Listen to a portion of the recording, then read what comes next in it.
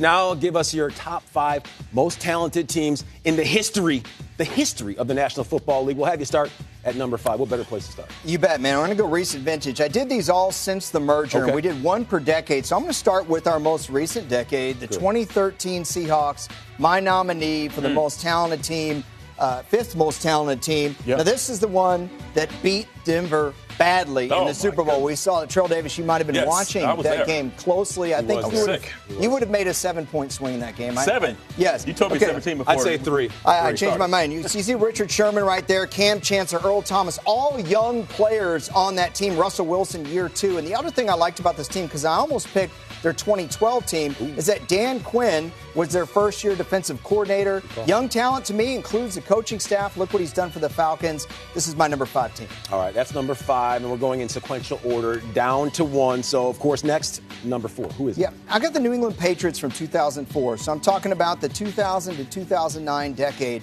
Why the 04 Patriots and not the 07 team? Yeah, good question there. Right, people always look at Randy Moss. Well, TD, you and I talked off camera. Corey Dillon, how do you rate talent? Is Corey Dillon as talented as Randy Moss? Because in my mind, he is. He helps you close games out. And he gets overrated. Oh, it's going to be underrated. Nobody looks up at Corey Dillon right now. But I still, man, 2014 as your top 5 of all time? Let me make a case here, okay? Because they had Rodney Harrison. They had Ty Law, who I think is underrated, should get more Hall of Fame votes. They had 3 number 1 picks starting on the defensive line. They had Willie McGinnis. The 2017 did not have the talent on the defensive side of the ball. And why do you think they lost the Super Bowl? That was a big part of it. To me, the 04 team more talented. Well, Corey Dillon played for 10 years, right? Yeah. 10 years in the league, right. So maybe he'll get into Canton because apparently all you need is 7 good years these days. Okay. I didn't say it.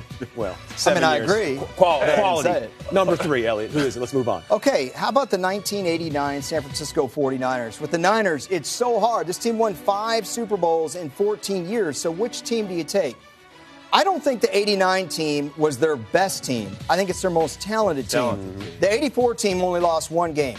But the 89 team had this guy right here as a backup. Steve Young is a backup. Okay, so it's about depth. Matt Millen, they had a lot of veteran leadership. Jim Burt, guys that came in. You can have veteran talent and you have young talent. The other thing, you had a young John Taylor opposite Jerry Rice in his prime. The 89 49ers beat Denver again.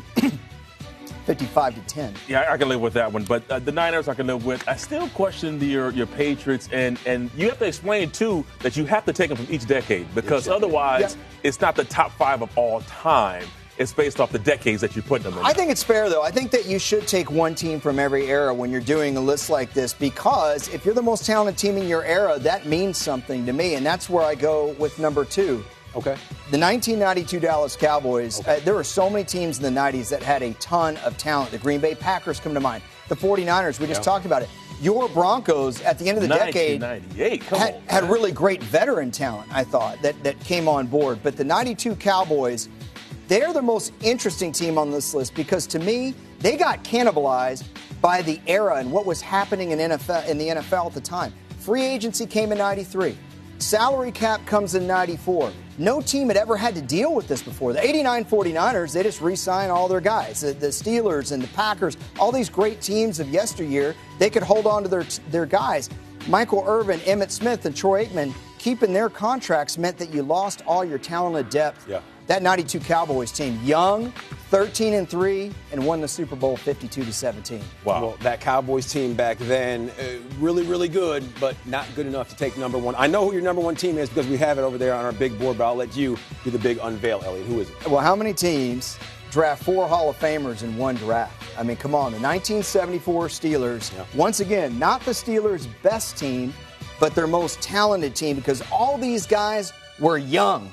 Terry Bradshaw, first overall pick. See Mean Joe Green right there. First overall pick in the draft. Okay, and all these guys were in their prime. Bradshaw would get better later in the decade, but those Steelers teams that won later in the decade, all the guys were about 29, 30. In football terms, that's getting up there a little bit. In 1974, they're all in their mid-20s, and even though it wasn't their best team, I think it was their most talented team and the most talented team of all time. Oh, who's your honorable mention? What I'm not saying, I don't see the 85 Bears, and people are going to question that. The Dolphins, the only undefeated team in their history.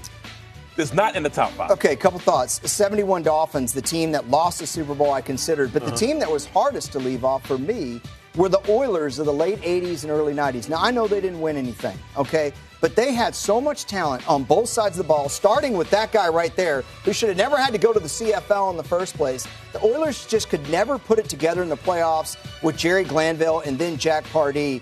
But talent outside, running back, defensive line, quarterback, they had it, man, through and through. I would have liked to see them put it all together. It would have been awesome.